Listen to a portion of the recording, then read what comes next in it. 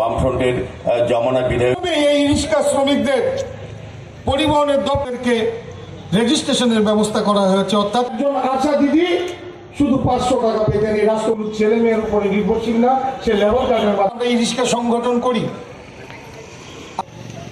এই রিক্সাদের কোনো ভবিষ্যৎ জীবনের শেষ অন্তিম লগ্নে যখন সে মারা যায়, মঞ্চে আছেন আমাকে এখন বিচারের বিষয়।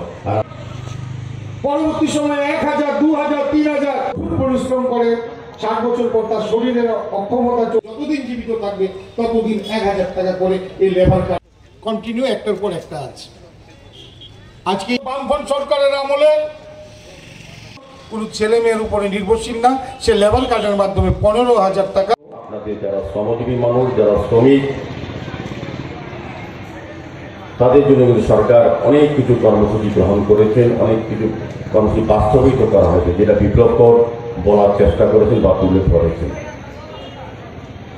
আমি বলবো এই নির্বাচনটা শুধুমাত্র দীপক মজুমদার বা কিংবা বিপ্লবদের কিংবা প্রীতি সিং দেববর্মাকে ভোট দেওয়া নির্বাচন নয়।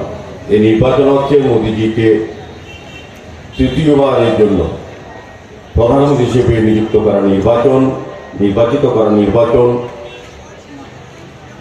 এবং দেশের সার্বভৌমত্ব, দেশের সুরক্ষা, দেশের গণতন্ত্রকে সুদৃঢ় করার ক্ষেত্রে মোদীর হাতকে শক্তিশালী করার এই নির্বাচন।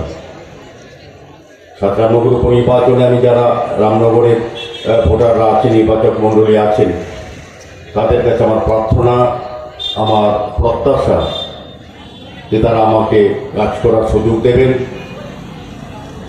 এই নির্বাচনী এলাকায় সারা রাজ্যের উন্নয়নের সঙ্গে যাতে রামনগরের উন্নয়ন আরও ত্বরান্বিত হয়, সেটাকে সামনে রেখে আমাকে কাজ করার জন্য আশীর্বাদ করবেন।